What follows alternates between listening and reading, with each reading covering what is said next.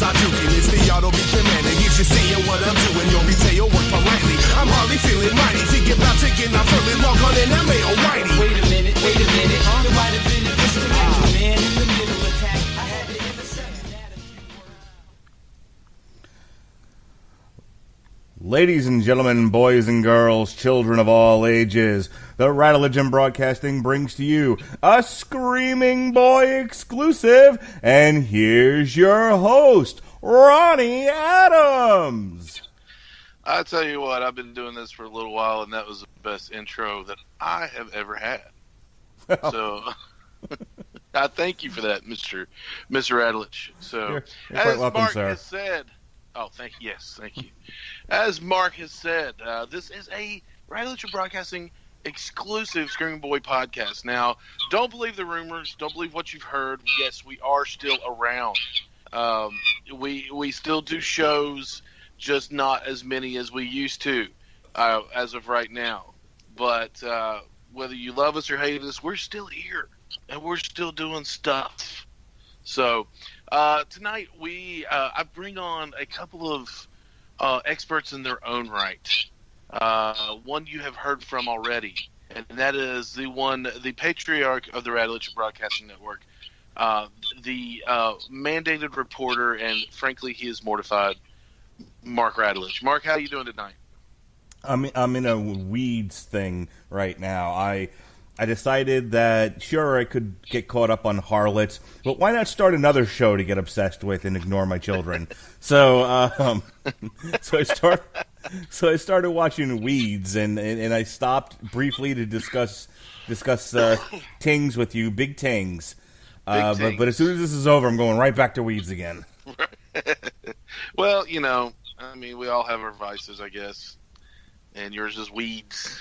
Mine is not weed. Mine is middle class people dealing drugs, apparently. Yeah, apparently. I did not get into that show, so but someone who has probably watched it and not liked it is with us tonight. My money is on not liked it. He is he is the Waldorf to the Statler of the Radulich Broadcasting Network. It is one totally Eddie's Pat Mullin. How you doing tonight, Pat? Hey, Ronnie, I got one for you. Knock, knock. Go. Who's there? Weed sucks. That's probably one of like 5 things that I would rather not ignore Mark's kids than get into. Right. I understand. But hey, like I said, we all have our likes and dislikes, and I don't understand. Right. What? What'd you say? I said, and our vices. Yeah, and our vices. But tonight, whether you love them or hate them, whether you've seen all of them or not, there was big news in the Marvel universe, Marvel Cinematic Universe recently. We have, 10 years have gone by since these movies have started, since Iron Man first release, and we've seen it all wrap up to one huge event, and that was Infinity War, and then the 4th Avengers movie will be out soon. So with that came a movie that kind of shocked everybody that they were going to make, and that was Guardians of the Galaxy. And Guardians of the Galaxy came around, and we heard that they were casting Chris Pratt as Star-Lord, and I'm not going to lie, I got a little excited for that. I'm a Pratt fan. And Dave Bautista as Drax, which kind of made me go, ugh, but he did very well. And then, so on and so forth. And we've seen 2 of those movies. But the big news that I'm speaking of that happened recently is Disney has fired the director of the Guardians of the Galaxy saga, which is one James Gunn. Now, this comes on the heels of some social media posts, some tweets that he tweeted out. I guess that's the proper terminology. that he sent into the internet 10 years ago, and some of them were, all of them were pretty. I mean, there's no other word than vile. So we'll actually, I want to start with Pat. Pat, the question that I have for you is, were you at all shocked by the release of these tweets? Back in the 80s, we didn't have Twitter. Right. The closest thing we had were answering machines. Right. So I'm shocked that this technology is in play. And I'm shocked that anyone with any kind of a public profile would not necessarily tweet the stuff out, because there was a point in time where nobody knew that James Gunn was the guy who wrote Romeo and Juliet. But yeah. Considering the shift in the social climate and how much it's become, I'm okay, you're okay, I'm special, you're special, we're all special, why you wouldn't go back and just delete the stuff knowing that maybe you said it, A, is one thing that shocks me. B, the fact that it wasn't deleted maybe tells you that he said it, didn't even think about it, so it's not something he's seriously promoting. So there's that shock me, but not. Now, another question, and we'll get to Mark on the first one. Are you a James Gunn fan? Were you a fan of any of his movies, including Guardians of the Galaxy? I really think the Guardians of the Galaxy films were terrific, and I think he's really the mechanic that made them what they are. I think a lot of the heart of those movies lies with him as director, so he can helm everything and really, make it work. I know Slither was really kind of his big breakthrough as a director. Mm-hmm. It wasn't my type of movie, and I'll kind of leave it there. Okay. But, stuff he's been involved with as far as, I'm a fan of all of the trauma stuff. So, Romeo and Juliet, yeah, I like that. Those weird Lloyd Kaufman low-budget things, I like that. And then I looked at other stuff he was involved in and wrote, Dawn of the Dead was a fun remake. Scooby-Doo 2, as a Scooby-Doo fan, yeah, Roll Tide on that. And I didn't, believe it or not, I didn't think Super was great, but I didn't think that was anything to do with him. I thought Rainn Wilson being in it was just terrible. I'll agree with you on that. The content of the film really wasn't what I wanted. I didn't really enjoy that, to be honest with you.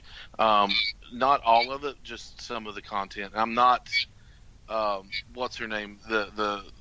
His sidekick. I can't remember her. Ellen Page. Ellen Page. I'm not a fan. Obviously, not a fan of hers because I can't remember her name. Nothing to do with other than the fact I just don't. I didn't like Juno. So I'm not a big fan of hers. So Mark, in the climate that we have, the social climate, as Pat put it, that we have, and everything going on, were you shocked to hear that this firing happened over tweets that were released 10 years ago? No, I wasn't shocked. Of course, when this stuff gets reported, the immediate thought is that it's recent tweets. It's something like he just went on Twitter and said something stupid and got fired for it. And then you're like, oh, it's over 10 years ago? Why are we getting excited about this now is my next reaction. I'll be honest with you. When this all broke down, I didn't really dig into it too much. I talked to a person about it here or there. My wife talked about it with me a couple of times. And we deal frequently with the not just stuff that people say, but the idea of people being sexually assaulted or whatever 10 years ago. And then like that's the thing that gets my wife all amped up. Is like you hear about these Harvey Weinsteins and all these other people who may have actually sexually abused people, but the accusations are decades old.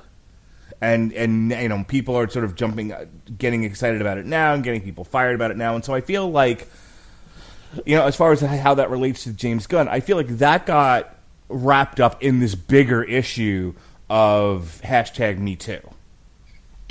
Okay. Now, granted, he's talking, the tweets are mostly about, he's joking about having sex with little boys and stuff like that, which, when you read them, see, here's where I get frustrated. Because if you've ever listened to any of my podcasts, and I'll probably say something like that tonight, I say You're a lot. Joke about having sex with little boys tonight? No, that's not my thing. But God knows I've made other jokes. I've made racist jokes. I've made plenty of racist jokes. Wait, get right out of town. None of us are doing anything like that. I've been on podcasts with Pat where Pat's made sexist jokes. And you have. I've never accused Mark of being in control of the media or the banking systems. No, exactly. Been on podcasts with other people who have made pedophilia jokes. I've been on a podcast with a person who's made pedophilia jokes at my kid's expense. So yeah, that was a shocker right there, actually. But it wasn't. But no, it wasn't. But I knew he was kidding, and I think, and that's where I'm getting to that show. Oh, okay. The point was, in context, it's blue humor. But let's focus on that word. It was humor. I think the problem with Twitter is the same problem I have with instant messaging people and in email. You can't hear inflection in people's voices. You don't get the context of a conversation. It ends up being interpreted as you read it, not necessarily as it was meant to be. I can't tell you how many innocent miscommunications have happened because somebody misread an email or misread an instant message and thought someone was saying something they weren't. And so, granted, when you read some of these James Gunn tweets, on their face, they sound horrifying, but contextualizing it, it's supposed to be blue humor. And I go back to some of the great comedians of yesterday, your Mel Brookses and such, who were all about Bill Cosby, who were all about blue humor. And I feel like this is, and this is why I pushed to do this show tonight with you, was I feel like I said this when we talked about it on last Monday when we were recording, but I don't remember if it was Bill Maher or Dennis Miller who talked about when a civilization loses its sense of humor, how dangerous it becomes. And that's really what I want to comment on and what I'm afraid of. Yeah, absolutely. Now, are you, and just real quick, are you a fan of James Gunn or the movies that he's done in the past, including Guardians? I mean, I was a fan of the Guardians movies. I wasn't familiar with him beyond that. Okay. Now, I was a big fan of Slither, or still am. I know that is my kind of movie. Just kind of a gross-out horror movie with a funny twist to it. So I was really impressed with that, and that's where I was introduced to James Gunn. And I went back and kind of looked into him and found out that he did all, the Trauma movies, and, he was involved in that. And, I forgot that he wrote Scooby-Doo, so that was, that was like, oh, yeah. Kind of like M. Night Shyamalan wrote Stuart Little, which blew my mind. I completely agree with you on the fact that Mark, that a lot of misunderstandings happen because in today's day and age, people would rather just text you than actually talk to you, or hide behind a computer or an electronic device than to have any kind of interaction with another human being. And I'll stand by that. Social media is a wonderful tool, but social media makes wonderful tools out of people. And because they get too heavily involved in it, and Facebook becomes my life. Did you read what they posted? Yesterday. Who cares? You don't know what they meant by that. But as far as these tweets go, though, I guess the question is, let's take that. Let's look at the content before we look at the context. and maybe we'll see. We'll dive a little bit into that. And forgive us, listeners, because we are going to read these, and they are pretty shocking at times. Should I read them in a sexy voice? Just kidding. I would rather you didn't. Or do you have a sexy voice? Let's just put that to test. There's a girl I went to college with who said that when my voice gets a little bit hoarse, it sounds kind of sexy. Well, we don't have the time or the energy. Amen to that. Ronnie's already regretting this. I can see it. So the first one that comes up that everybody was kind of shocked at was it looks like a retweet though. It says RT at pets. I don't know what that is. I like it when little boys touch me in my silly place. And then shush, and then a photo shoot with other followers at Amalia, Stevie Sparkle, and Melissa Pizza, trying to maintain a semi-chub so they'll look impressive in these photos. And can I read one? Yeah, I know which one you're going to read.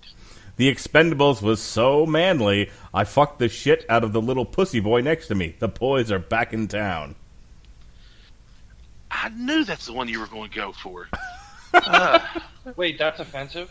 That one made me laugh. And then honesty. See, no, I'm not going to read that one. This hotel shower is the weakest ever. Felt like a 3-year-old was peeing on my head. Okay.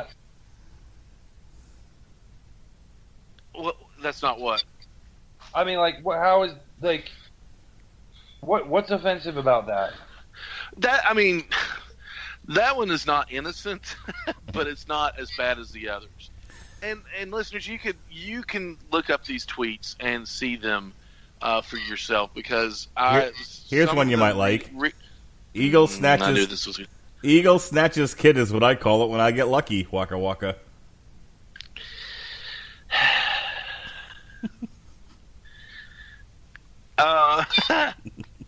So, some of these makes me uncomfortable. No, that's my hand on your knee. It's all right. Totally comfortable with that, Pat. But you can look at them yourself for yourselves if you want to. But all it's going to do is stir up one emotion or the other, and get you, But that's good though, so it'll actually make you think maybe. Some of them are very disturbing. Some of them are, the majority of them are very disturbing. Some of them aren't as bad as the others, and some of them should, no human being, in my opinion, should ever say. But that's just my opinion. But I'm not into this kind of quote unquote humor. These were posted though 10 years ago. He has since recanted, apologized publicly, and has completely, from what I understand from interviews with different cast members of the Guardians movies and different stars, they say he's a completely changed man. Yet someone, and it comes down to left and right. That's all it boils down to. Is someone on the quote-unquote alt-right drummed these up to bring them to the forefront to stir up trouble. Now, we're getting into the territory of these are 10 years old. 10 years old. Now, the content of them are horrible, and obviously some of them you all find kind of funny. In the context probably that they were made. Do you think that? And before I go into this question, I'm going to say, once you think about his past in the trauma movies, you kind of go, I can see that, because the trauma movies are not family friendly. We'll say they are not Disney movies like the Marvel movies and things like that. And there was some gross out humor in Slither. So you kind of go like, see where he could have gotten that. So the big question here is, and I'll go to Mark first, and then we'll go to Pat. Should he be held liable for what he said 10 years ago? Let me turn that around and ask a different question. Should people be fired for anything that they say on the internet, on their private accounts? I mean, here's the thing: he's being asked to direct a film, and and should his ability to direct or not direct depend on his ability to direct a film, or should it involve these other extenuating circumstances? Like, here's the thing. He didn't get fired for any incompetency. He didn't get fired for, what was it, Josh Trank, who fucked up the Fantastic Four movie? It was like, throwing tantrums and shit like that.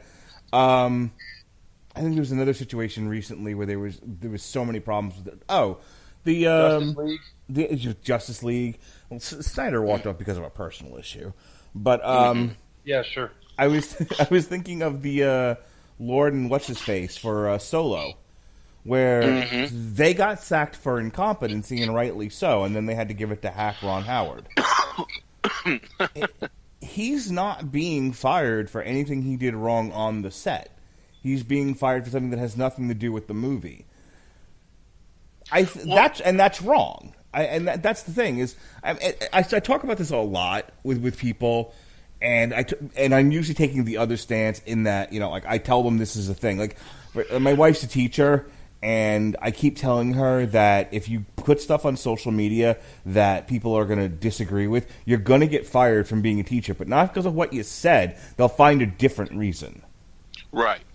Well, I mean, let's go to recent. Roseanne Barr, or whatever she goes, it just goes by Roseanne, I guess. Should she have been fired for what she said on social media? I think it's the same context. She made a joke. She said this. She said this one woman looked like an ape. Which, of course, when you're saying that about somebody of a certain type of ancestry or national origin, why are we dancing around this? When you say it about black people. Yeah, I was trying to be politically correct to fit the mold of the show. Nope. There is no mold on the show. Just say what you mean and mean what you say. That's all I'm asking. Right. So when you call a black person anything resembling some kind of simian or primate, that is immediately racist. That's just the society we've lived in, and that's not new. That's the way it's been for a long, long time. You know what cracks me up about that? One of my favorite lines from Married with Children is when Marcy calls Al a shaven ape. And it's because of his behavior on the show. I don't know, you guys all know Al Bundy from who's played by what's Ed O'Neill. Ed O'Neill. Ed O'Neill. Okay. Yeah. Had it been Red Fox, racist. But it's Ed O'Neill, not racist. But it had nothing to do with any part of his ancestry or genetics or anything else. She was calling him, a Neanderthal. She was calling him an uncivilized person because of his behavior. There are people that have taken that context, that are taken that and compared black people to apes and things like that, and meant it as a racist remark that they are less than human. And things like that, and that's where it comes from. Is it wrong though that I say so what? But white people. It's not. But here's the thing about it. Okay, it's one of those things where we're at a point by now where you should know that even if it's not meant, if you're gonna insult somebody in that type of way, you have to know what the immediate knee-jerk reaction is gonna be to that. Oh yeah. No. I wouldn't disagree with that at all. I know that in the world, and isn't that what we're commenting on? That whether it's accurate or not, in an extremely sensitive PC world, I get that. But realistically, do people think that white people don't get made fun of? Yes. For generic looks or whatever. Yeah. White people and flat asses, white people, you know, and pale skin. I mean, Jesus Christ, I watch enough, speaking of weeds, I watch enough show, you know, with black people commenting on the looks of white people. You know, they're out there. It exists. It happens.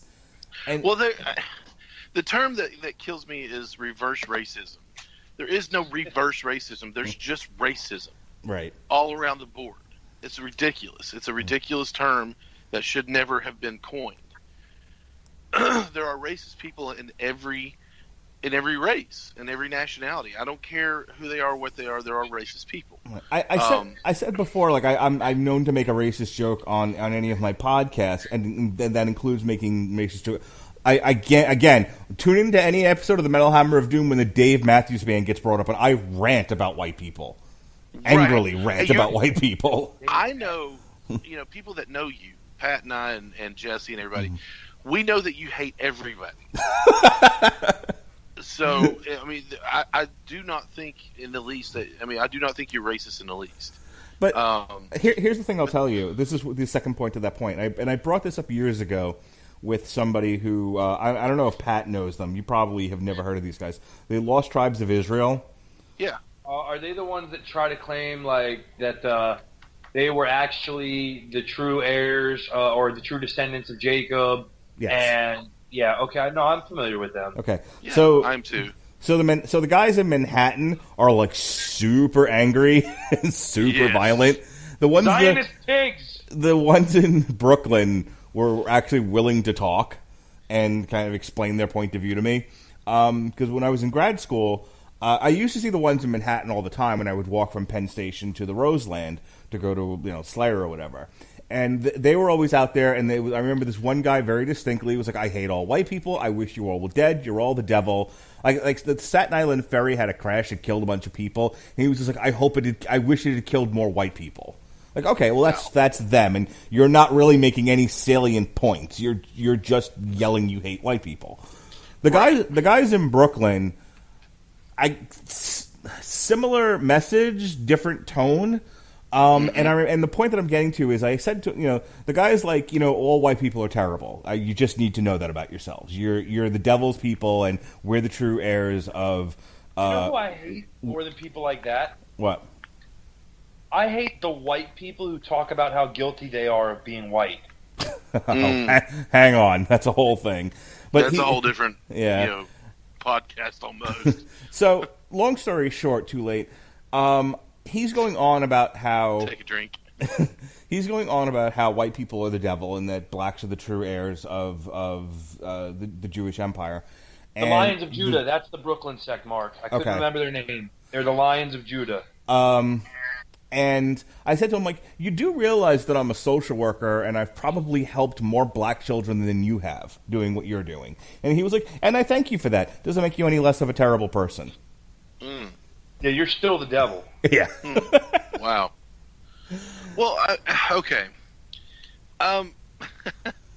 We almost got off track there for a second. Well, hang on. I brought that up. I'm sitting there like, why did I bring that up? Oh, that's right. I brought that up because I believe deeds define the person, not words. And so to take this all the way back to James Gunn, unless James Gunn has actually sexually assaulted somebody, I don't care. I don't find tweets about hurting children personally funny. I'm also a social worker who spent the better half of his career working with children. It's sensitive to me. To other people I know... You're also a dad. I'm also a dad. To other people I know who, A, don't have kids, B, don't work with kids, C, don't really like kids, rape jokes about kids probably are funny, especially if the joke itself is funny regardless of the content. And I get that, and I think... and I think people need to compartmentalize it. I used the term racist jokes before. I mean, I don't know what else to call them, but I've never stopped anyone from voting or buying a house or attacked them on the street. I've done none of the things that are associated with a racist action. So why do jokes somehow matter in the same context with the same person? That's the point that I'm trying to drive home. No, absolutely. I understand that. It's. I'm gonna come at this from a different angle. Okay. Okay, like let's okay, first of all, again, let's look at this. That this happened 10 years ago. These tweets, or at least the vast majority of them, right? Yes. Okay. Well, 2 years after this fact, he was divorced. Divorces usually don't happen overnight. There's usually stuff involved that leads to that, and it's usually not comfortable for at least a year prior, usually more. Okay? On top of that, he had just directed Slither 2 years prior to this, and guess what he was doing in the interim? A lot of drugs. Nothing. Didn't have no job. With the one thing he had he was doing web, and one of those things was called James Gunn's PG porn, where he was doing stuff with well-known actors in like humorous porn situations where they were trying to make some kind of porno, and like it got interrupted somehow or whatever. Okay, so obviously, one, his personal life isn't great at that time, and two, he's in a work environment where you're dealing with sexual situations every day and sexual humor. Okay? The likelihood that somebody's going to say something in that context is pretty good. And it's probably going to be, something that they're dealing with at the time, and that's just what they did. So, again, I go back to even something like the Hulk Hogan scenario where he dropped the N-bomb. Okay? That guy was clearly in that point at the lowest point of his life, between his marriage falling apart and all that stuff going on and everything else. And it doesn't condone the use of it, because there is no condoning the use of it. But when you were at the lowest point in your life, and everybody's had that at some point, you go back and think about where you were at the lowest point in your life. If somebody was taping you, or you look back at things you said at that point, are you going to sound any better than he did, or that James Gunn did? Well, again, compare that with what Hogan has done. Hogan is probably responsible for helping promote, or get work for more black men than white men, other than Brutus Beefcake and the Nasty Boys. Right. I mean, I think about when he showed up in WCW and nobody had heard from Mr. T in who knows how long, and there's Mr. T like accompanying Hogan to the ring. Yeah. Take out the things Hogan said at that time with the context that Pat just provided. Has anyone ever heard of Hogan hurting a black person? No. Or stopping them from living their life? And that's the thing I keep harping on is, to my knowledge, James Gunn has never laid a hand on a child. Roseanne Barr's never stopped a black person from working. Hogan's never stopped a black person from working. Like, we're attacking people. There was actually an incident. I don't mean to interrupt you. I'm sorry. No, go ahead. No. We're attacking people what they said, not what they did. Right. And there was actually an incident where a local quote unquote hero from where I'm from, one county over. I'm from Logan County, West Virginia, and in Boone County, West Virginia, which is 15 minutes away from where I live, there's a man called Jesco White, and they found him so fascinating that Roseanne had him on her show. He showed up with swastikas tattooed on the backs of his hands, both hands, because he's an idiot, and he was taking so many pills and everything. I mean, it's just, you have to watch The Wild and Wonderful Whites of West Virginia, and then you have to watch Dancing Outlaw and Dancing Outlaw 2 to understand where these documentaries of what this kind of life this man leads. She refused to have him on the show. He then said, "I will cover them however you want me to do it. I don't want to miss this opportunity." Probably in less intelligent words. And she paid to have his tattoos covered. And he got 2 roses tattooed on his hand.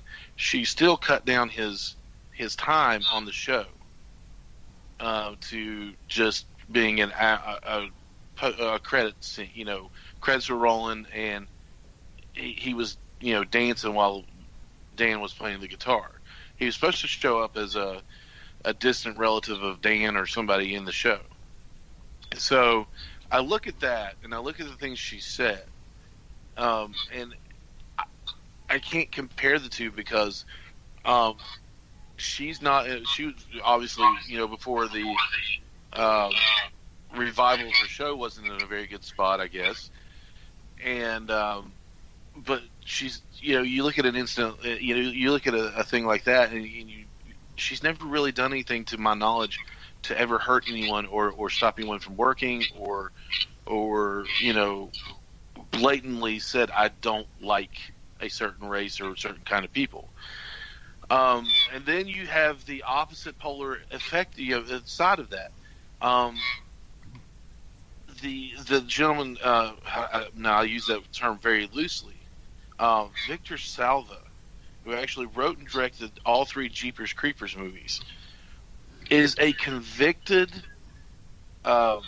was convicted of sexual assault on a child.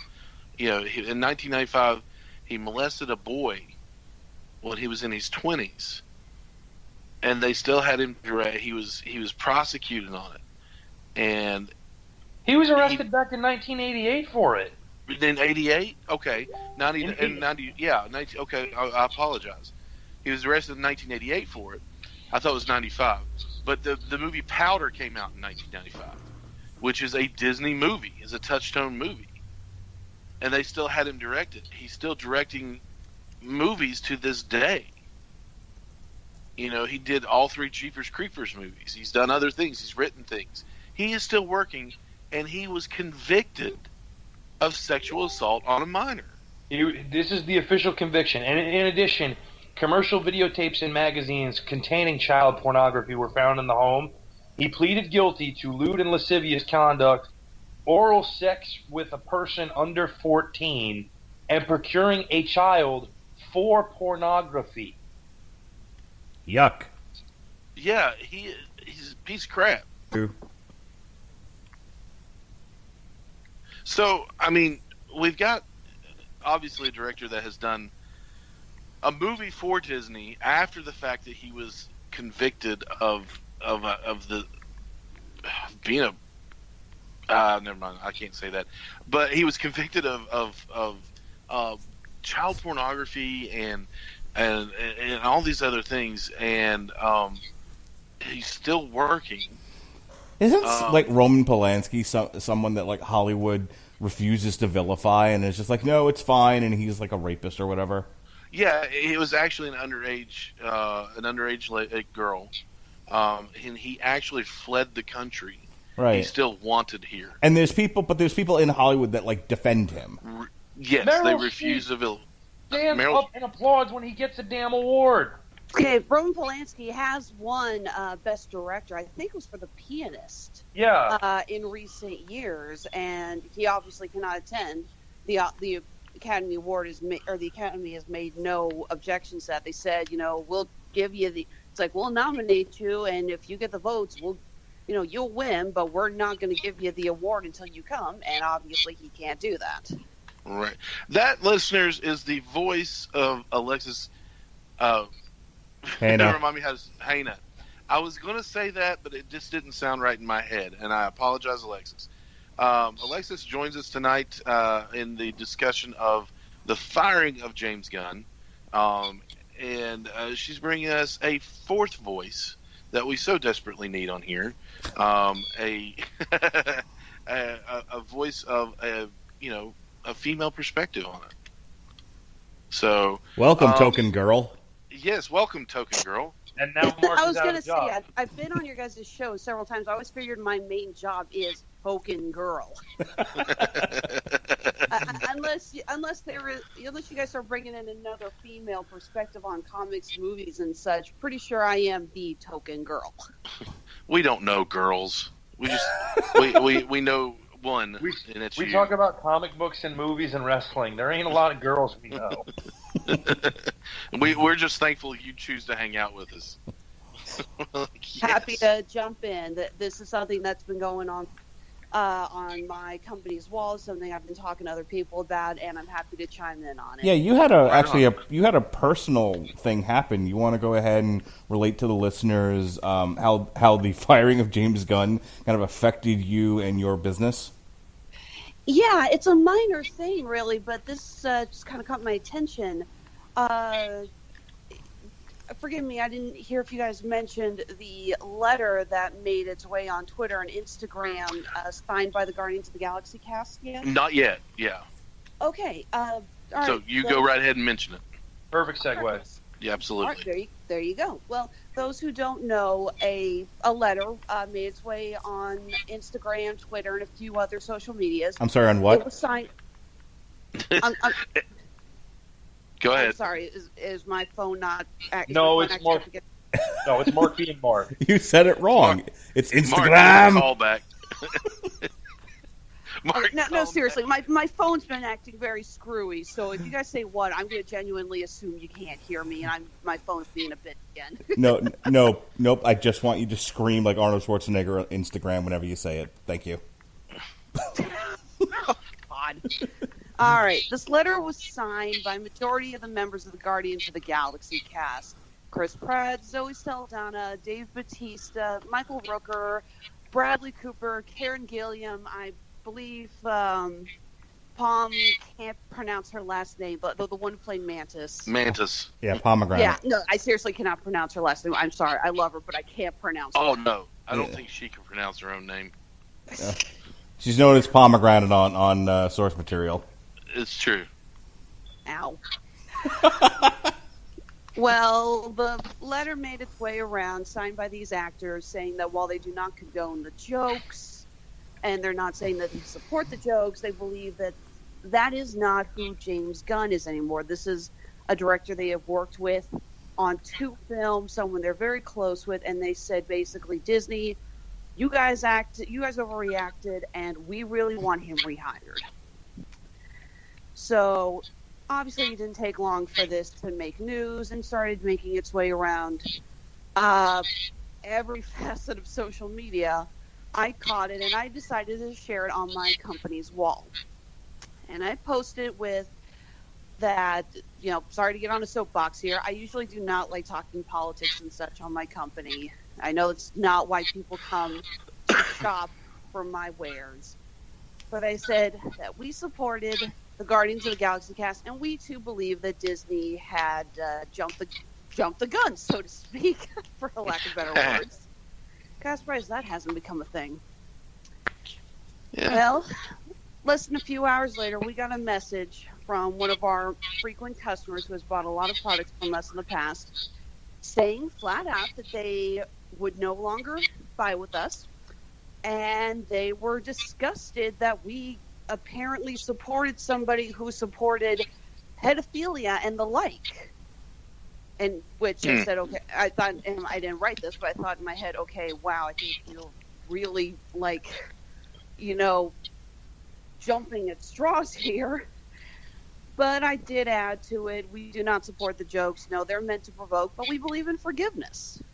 Mm-hmm. And that's the big thing that caught me when I read most of those tweets. Yes, they were crude. They were disgusting, No one's going to sit back and say, oh, yeah, those were brilliant. They weren't. But they were clearly meant to provoke. I remember guys in my high school who said stupid things like that all the time before social media was invented. They were meant to provoke. And if you've known James Gunn's earlier career, that's what he did. He provoked. He wanted to get under your skin. That's what he was trying to do. Yeah.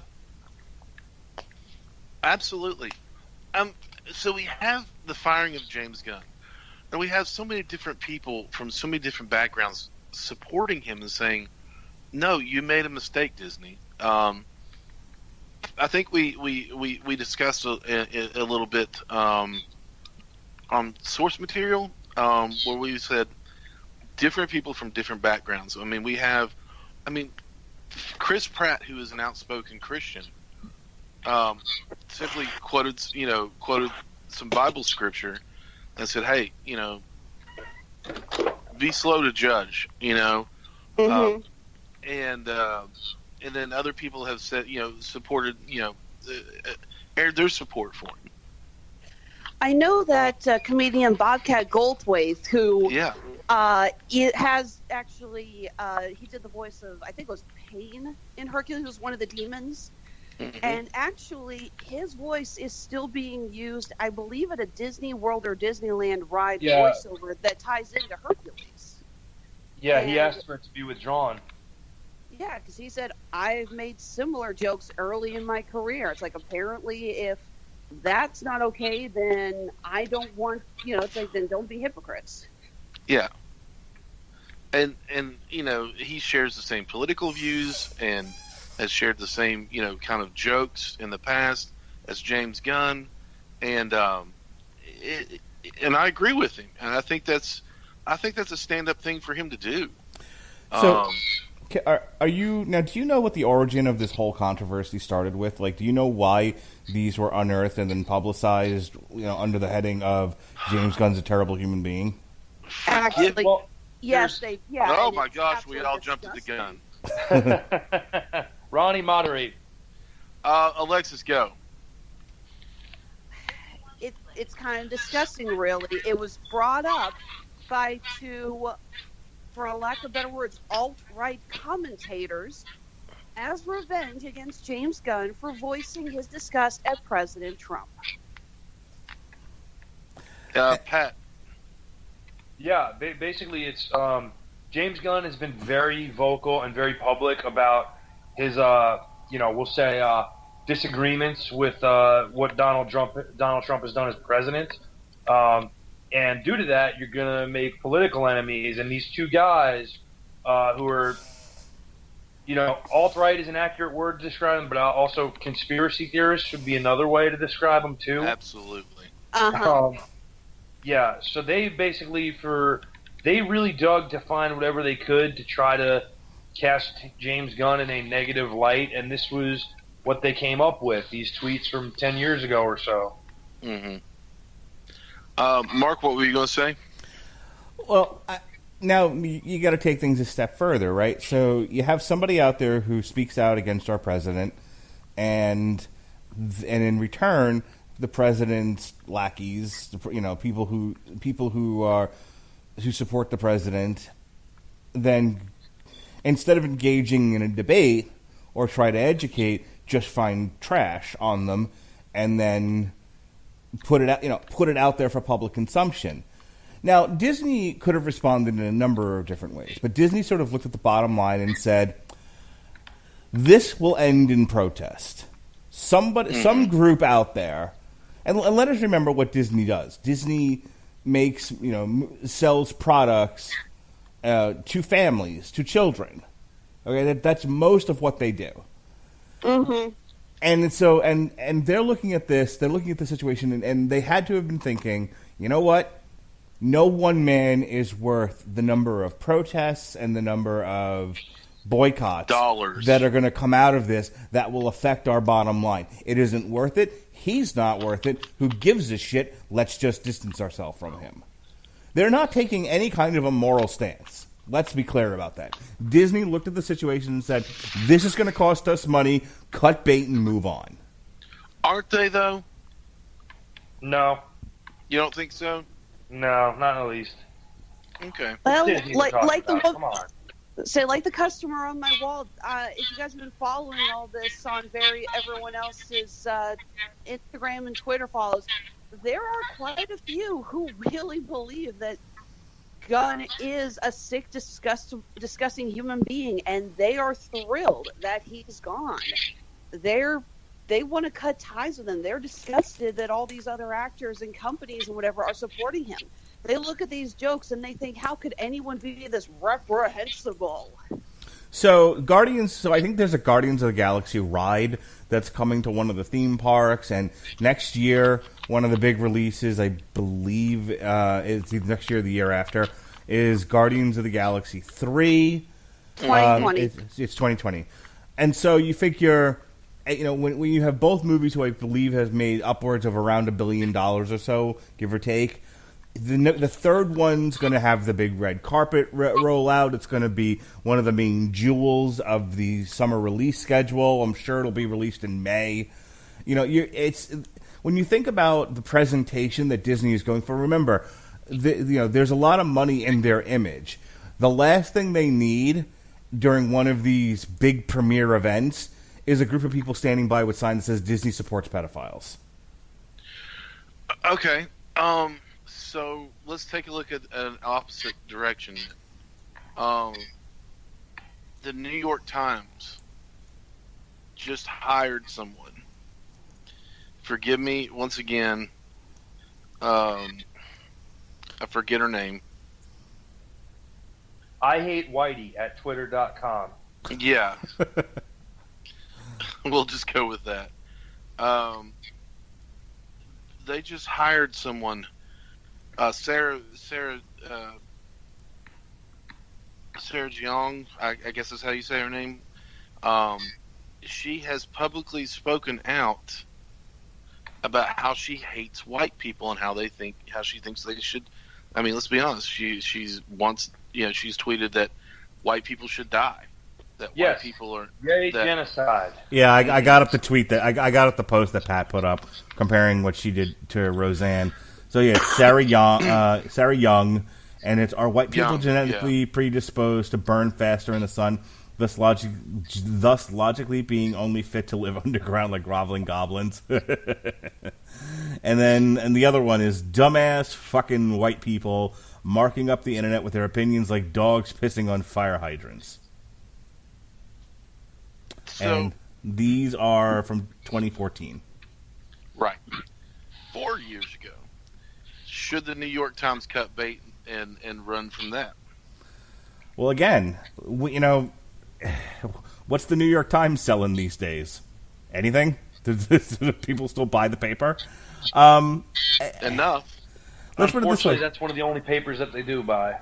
Let's put it this way. What are the odds that there's going to be a group out there standing in front of the New York Times building saying the New York Times doesn't support white people?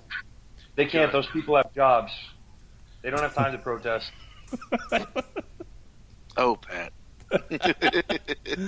No, in all seriousness, like I said, it's about image.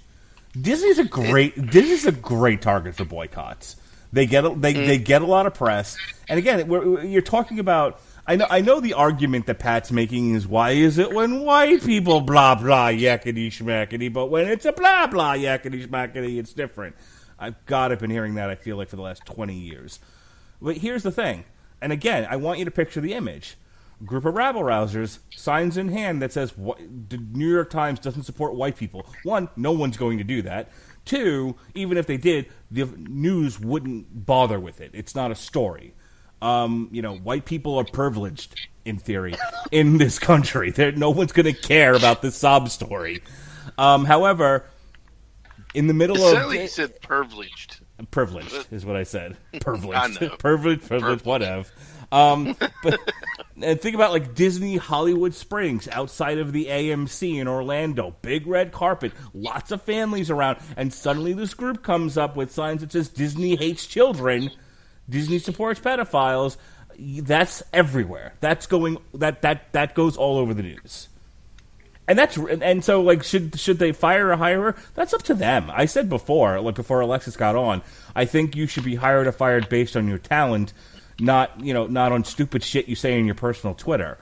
On the other hand, again, she could be on Twitter right now, but going fuck white people and the horse they rode in on, and I don't think it affects the New York Times sales of papers. I hate to say it may actually lead to an increase. Could be sort of the thing that says we want to know what this person says next. Yeah, that's how Rush Limbaugh got his audience. People on both sides of the fence going, "What is this asshole going to say next?" Whether they agreed or disagreed, he's likely to say anything. That's how Howard Stern got his audience. Yep. So okay. So again, it's a different company with a different mindset that attracts a different audience. The New York, Roseanne goes and makes the same tweet comparing the one woman to the Planet of the Apes character. but works for a different network, a network that isn't owned by Disney, maybe she keeps her job. Maybe it doesn't matter as much. Well, but again, it's Disney. Let's take a different perspective too, because what really got these tweets noticed were two guys who are very, very alt-right and took issue with comments publicly that James Gunn has made against Donald Trump. Now, if you want to talk a controversial comment that's been made, there's always the grab him by the pussy comment that is constantly used against Donald, which again, I think it's very similar in the same context to what we're talking about here. First off, it happened years ago. Second off, much like we talked about, where James Gunn has never actively been accused of, seen doing anything of the sort of these tweets, we've never seen Donald Trump grab a woman by the pussy, and the only thing he's being sued for in terms of Stormy Daniels is that he had an affair, a consensual one at that. So, much like we have the alt-right, we have the alt-left, and what we're seeing is the two sides of the same coin, trying basically almost like an arms race type deal to see who can dig up what public face of this, left or right wing has said something more disgusting, and who's the lesser of the two evils to really make you see who's right and who's wrong here. But but here's the thing, and I think we've all read 1984 at some point, and how the idea of language being used against people and how it can affect a culture and a society when you dumb down the language, when you remove art from the public square, or Common Core math.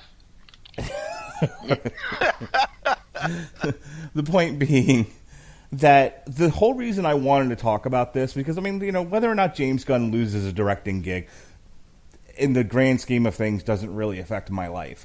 But Mark Radulich doesn't lose any sleep, folks. And no, not for that reason, at least. But he'll get another gig. Somebody else will employ him. But I'm not really worried about James Gunn. But what does worry me is, one, the propulsion of what you say over what you do. If you say a dumb thing, that seems to matter more than the good things you've ever done in your life. That's troubling. But even more so is I don't want to see a sanitized, homogenized society, in a cultural square. No, it's not. But it's not too late. The realist. I know it's frustrating, but we're not there yet. You can still find weird shit out there. Whatever your particular peccadillos and druthers are, you can look if it's out there. What is the line?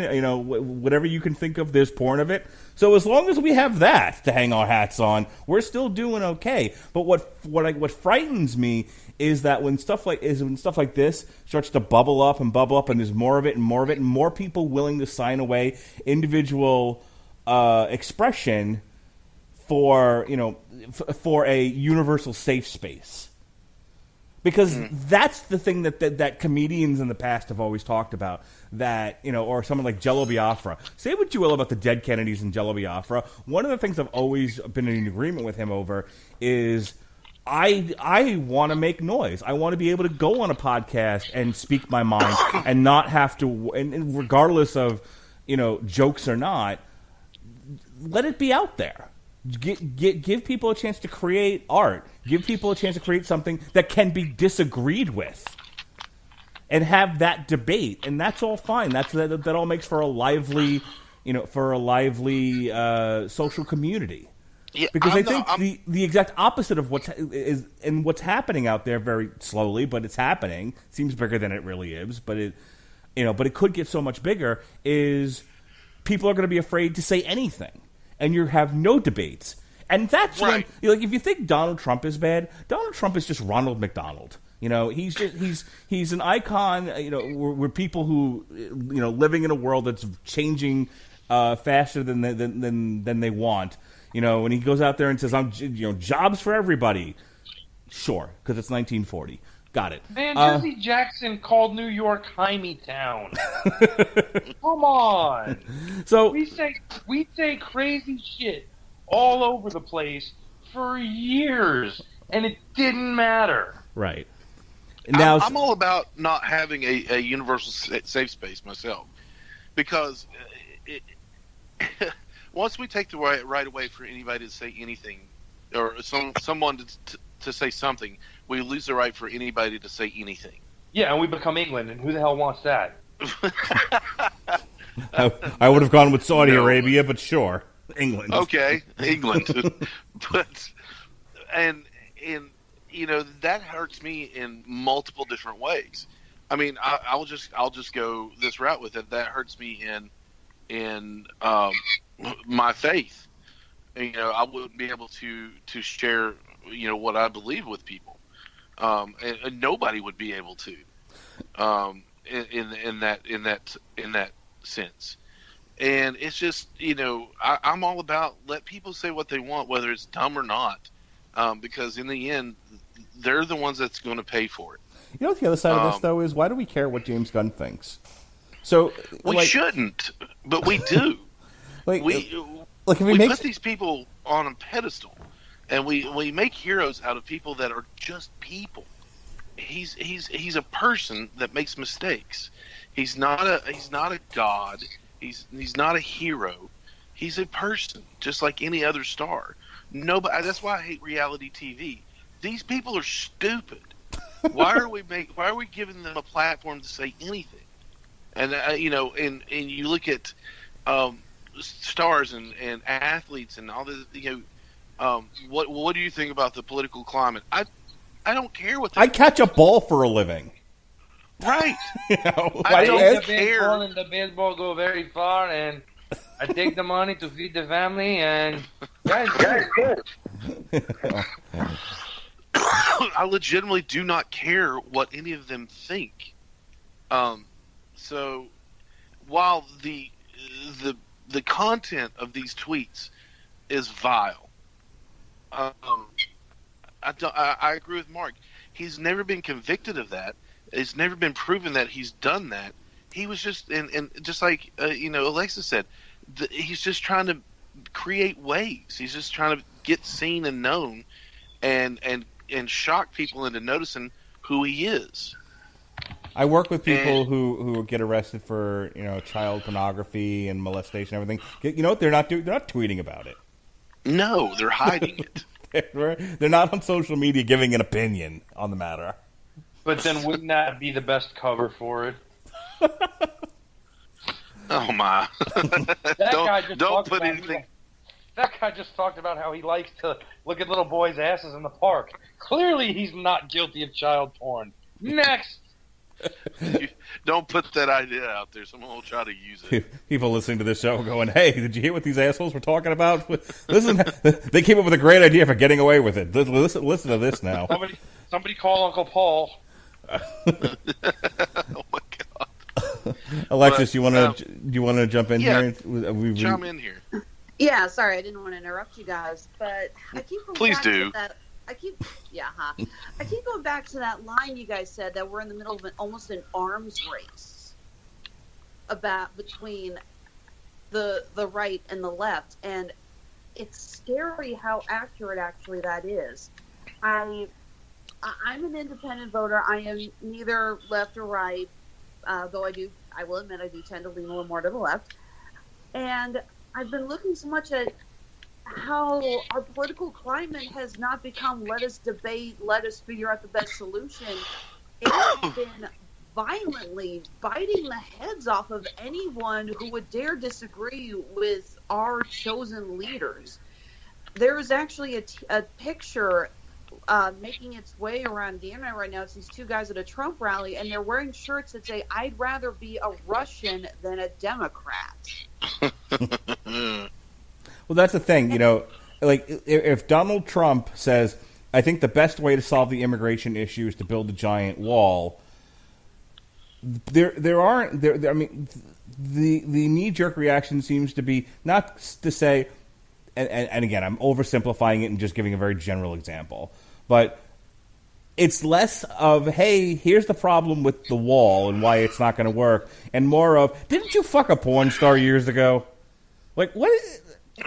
It's gone beyond intelligent conversation into wild screeching of no, I'm right, no, I'm right.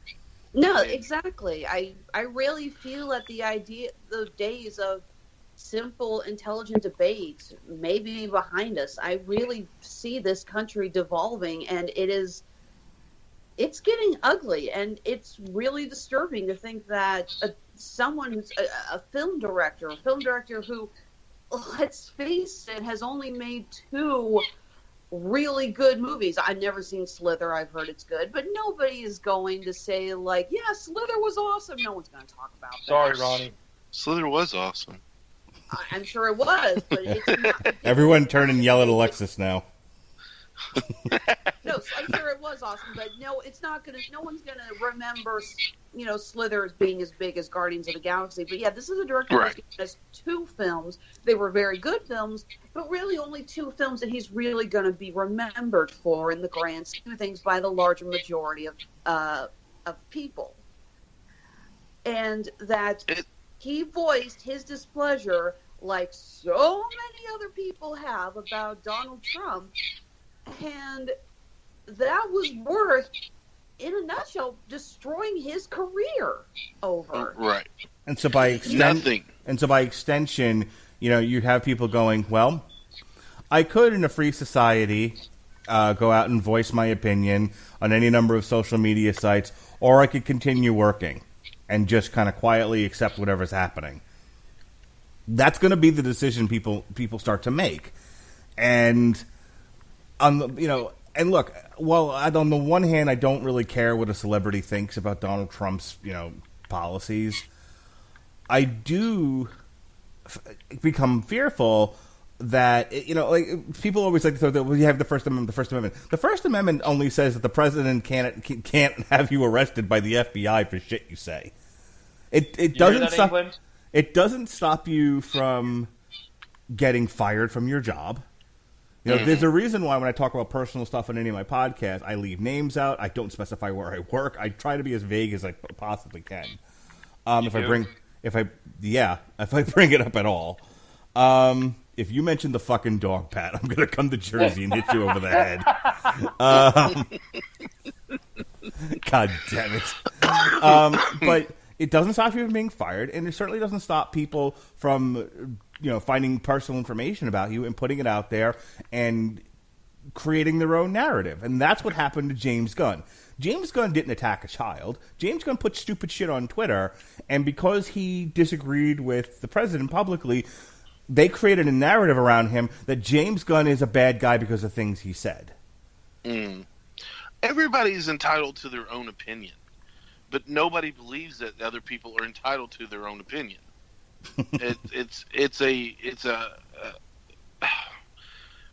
We have on both sides. I don't care if it's left, right, dead center, whatever.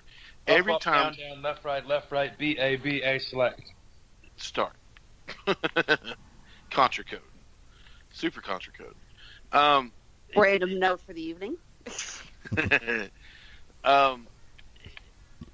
It boils down to I'm right no matter what you say. We're not going to debate this, and if you disagree with me, you're the devil.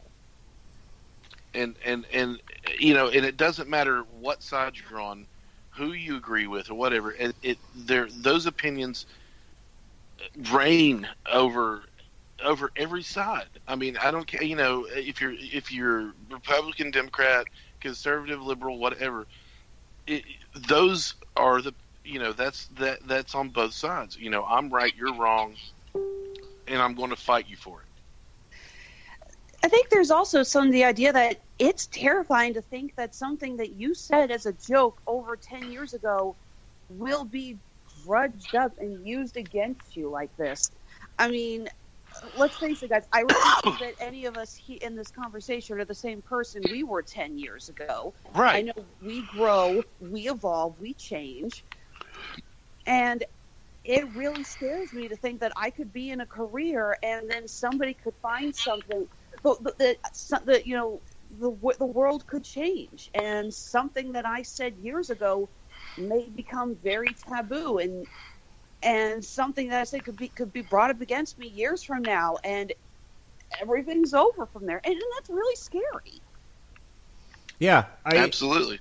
I can absolutely tell you that, and just in the last 5 years, I've had some significant changes in my life and the way that I perceive things. I mean, it's funny. Melissa says all the time. She was like, when I first met you, you were doing a conservative podcast, and that, and now you seem different. Okay, so that's almost 10 years we've been together, but. Yeah, my take on things change, and more information comes out that changes my mind, and the thought that if I ever I joke about this all the time with Jesse, but I sometimes get frustrated at the level, after doing this since 2006, at the level that the Radulich and Broadcasting Network has gotten to, and that it hasn't gotten further, and people who are newer in podcasting have, and then I see stuff like this happen, and I'm like, nope, I'm good.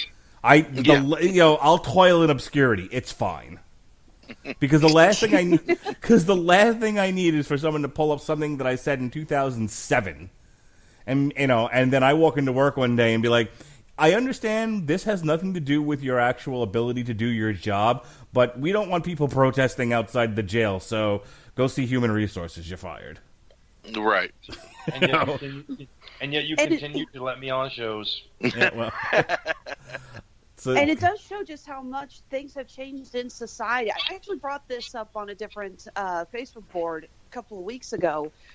This is going to sound a little off topic, but I swear to God I'm bringing it back in.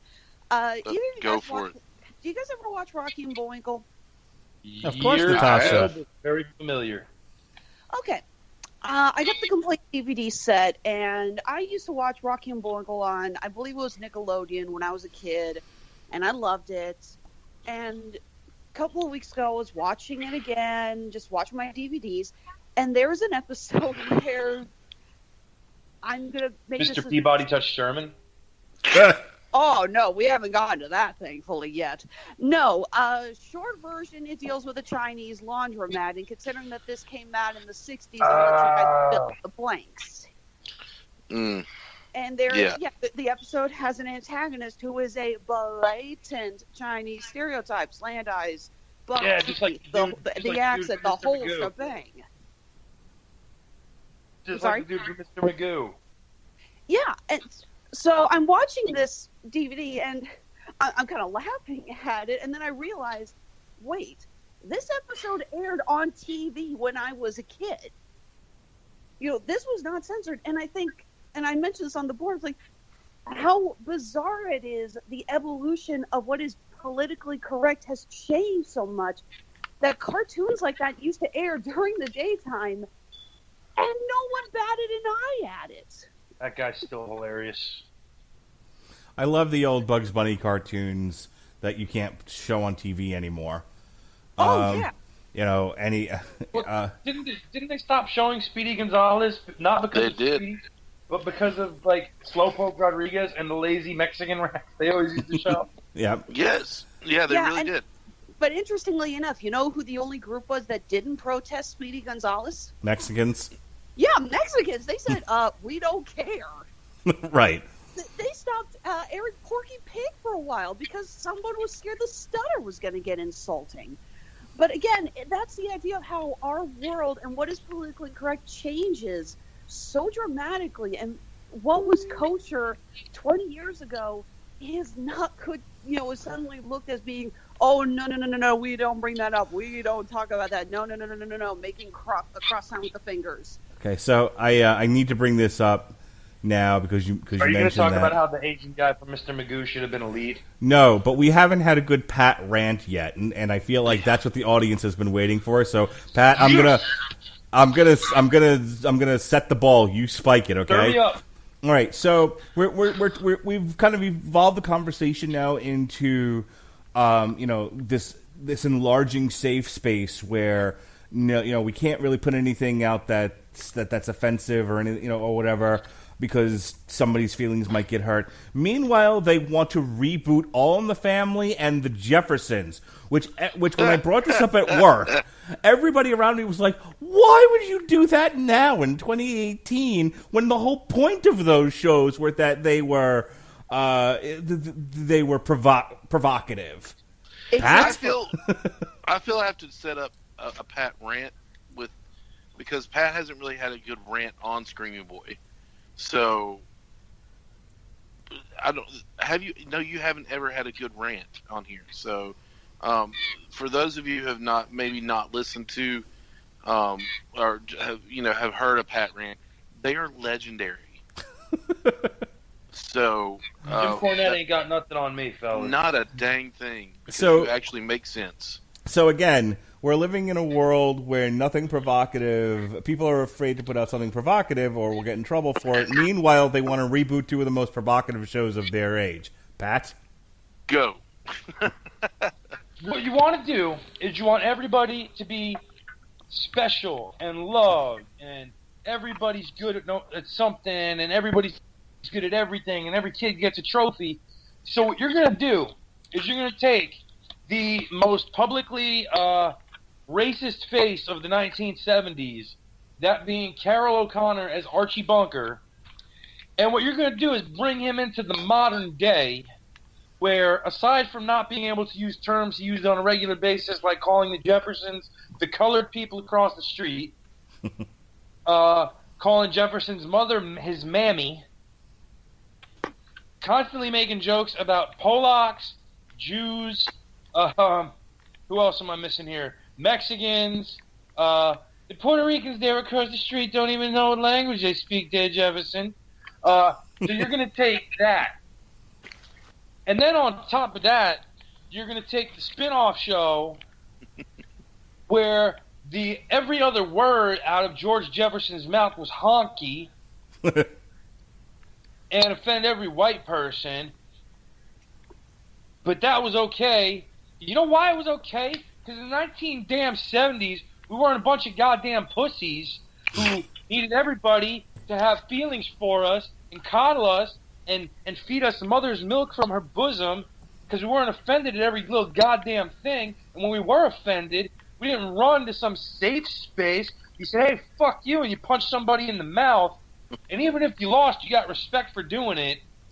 But this all originates with the stupid every kid gets a trophy rule, and everybody's a special bunch of little special fuckers. I'm special, you're special. We're all just all goddamn special in every fucking way. And you're no better than me, and I'm no better than you, but I really am better than you because I'm this and you're not, and your people enslaved my people, so you should pay for that, and I should get a hand up, not a handout. And, well, you're constantly feeding off my teat because I pay my tax dollars and it puts you through school.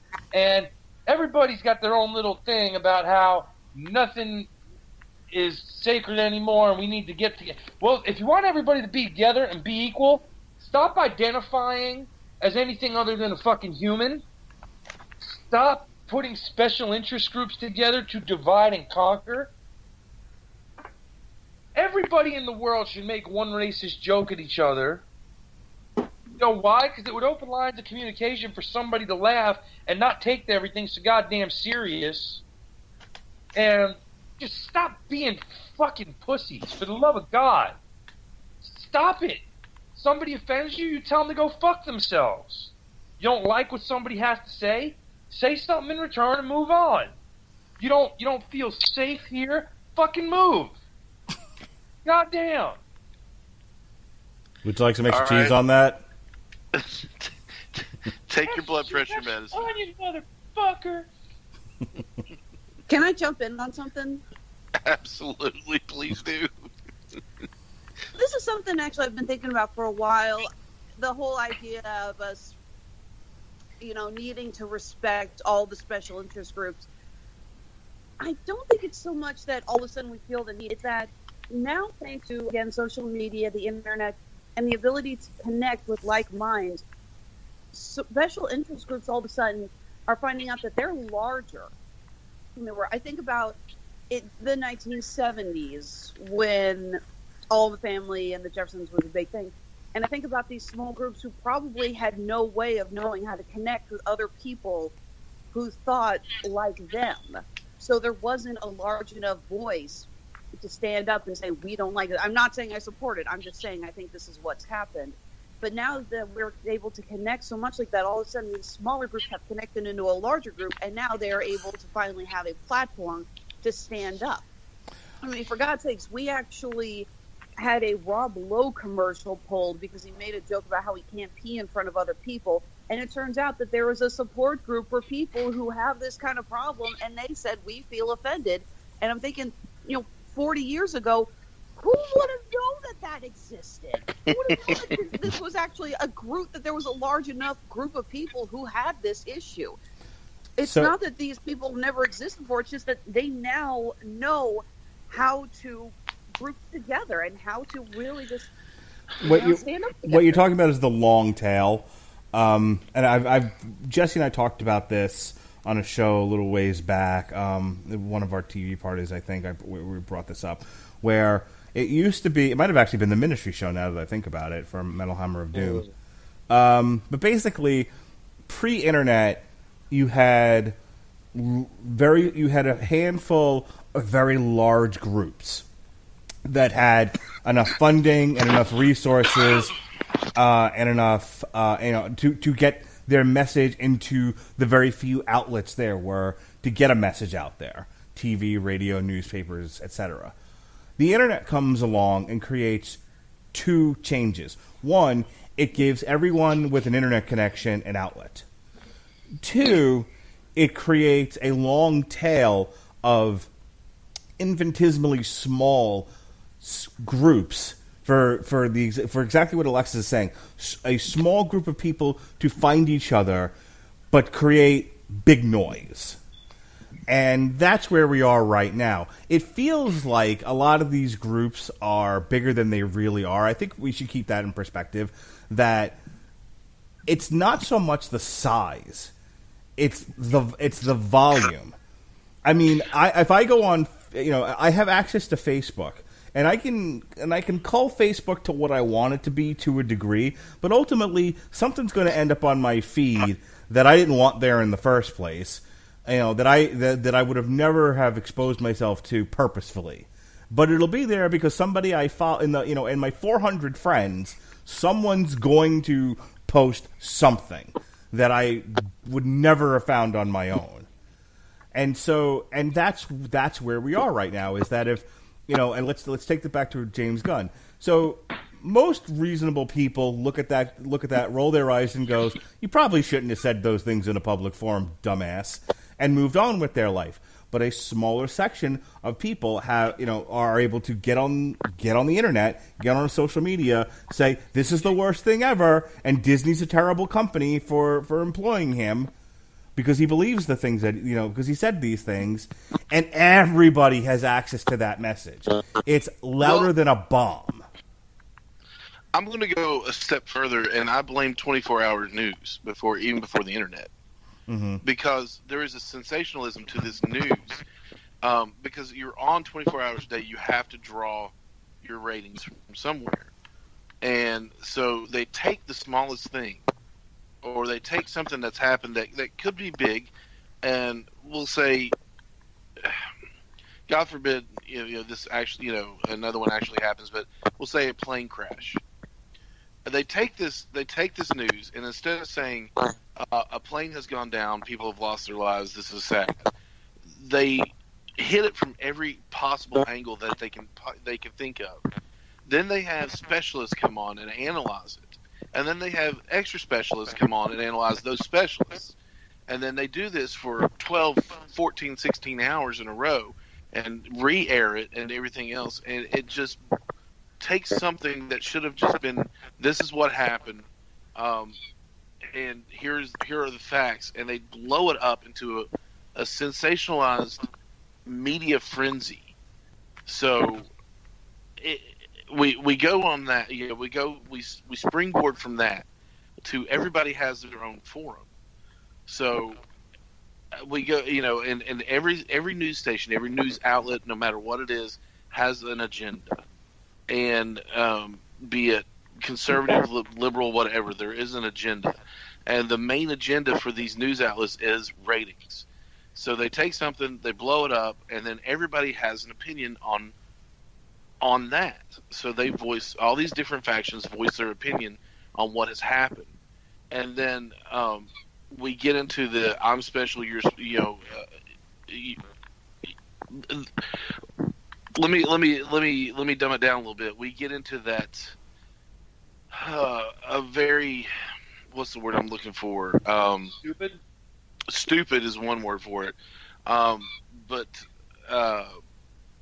narcissistic attitude of I'm right, and I shouldn't have to listen to anybody else.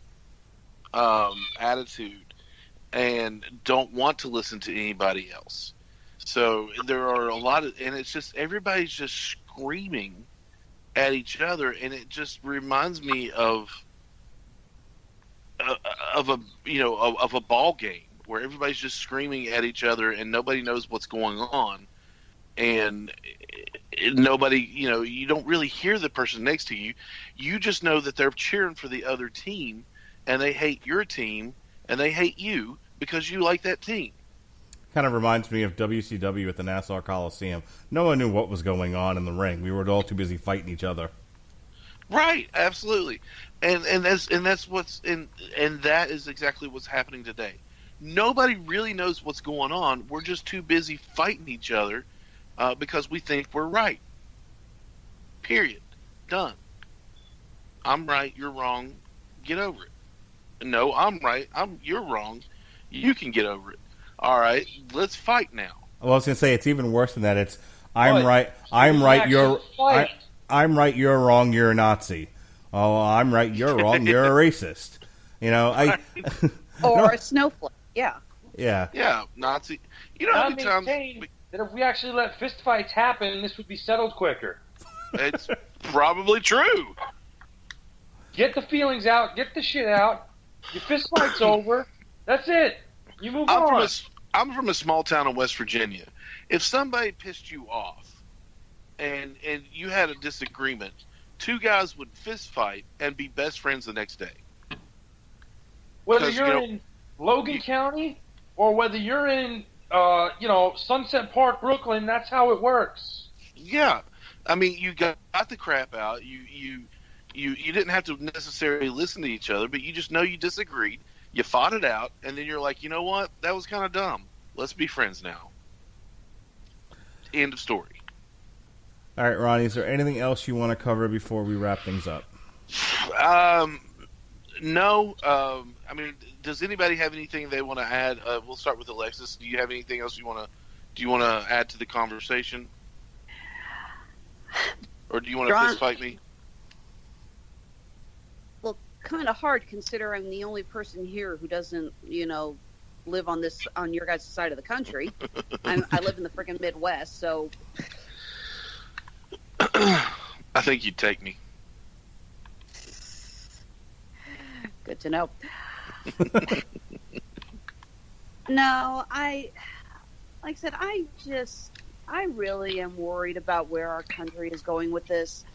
The fact that not only that these kind of things can be drug up to attack you from your past, but yeah, the idea that nobody wants to back down. Nobody wants to say maybe they were wrong. Nobody wants to do research to support their purpose. They just want to, play the goon on a game of hockey, take off the gloves and start punching each other's teeth out. Yep. And it's very disconcerting that this is where we're kind of ending up. Pat. Spank your kids, because if you do that, odds are they won't end up being the whiny little punk who feels entitled to everything, and then you won't have this problem with them. So start spanking your kids, and you avoid a lot of these issues that we're having today. I think Mark. I can sum this entire thing up. Learn to laugh or roll your eyes. Laugh, and the world laughs with you. Cry, and I'll give you something to cry about, you little son of a... Perfect end show. Plugs. I can't think of anything. I can't think of any better way to end the show. So we will go to plugs. We'll start with Alexis. Please tell us what's going on with you. Honeysuckle Rose Creations. We're taking August off from our convention scene. August is tripping on my words here. We're actually in the middle of a month-long sale for with both of our stores, Etsy and Handmade at Amazon, 15% off of all of our merchandise, and that is all month long. Wonderful. Do you have Facebook, webpage? We are on Facebook. Again, why do I have to say Instagram like Arnold Schwarzenegger, by the way? I never got that joke. You don't. Okay.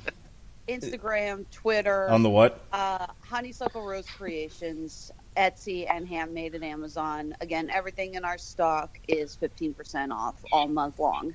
Perfect. Pat? First, I'd like to say God bless America, because if we didn't live in America, we couldn't do this. They'd throw us in jail. So, right on freedom. Just prior to this, recorded what is likely to, at least for a while, be my last episode of the 411 Ground and Pound radio show. If you would like to know why that is such a thing, you can go ahead and listen to at least the first 15 minutes of the show that aired tonight. I encourage you, though, to listen to the show as a whole going forward. Can't say enough good about Robert Winfrey and the job he does on that show, and what can oftentimes be not so fun. Also, just recorded an episode of Source Material with Jesse Starcher, where we talk one of my favorite Thor storylines ever, Thor the Reigning, from the end of Dan Jurgens' run on Thor, which was from 98 to 2004. Really just tremendous show for us. I had a blast. Jesse actually really got into it, too, with a story he'd never heard of, and by the end of it was loving. So go on over there and give it a listen.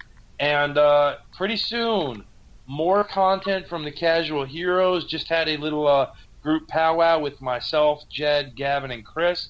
So you can be on the lookout for a couple new episodes dropping next month. All right, Mark. This week on the Radulich and Broadcasting Network, Sean Comer and I are back again for another show. We're going to do a TV party tonight for Orange is the New Black Season 6. Then on Damn You Hollywood, Robert Winfrey and I are going to have a good cry as we review Christopher Robin. I saw it today with my kids.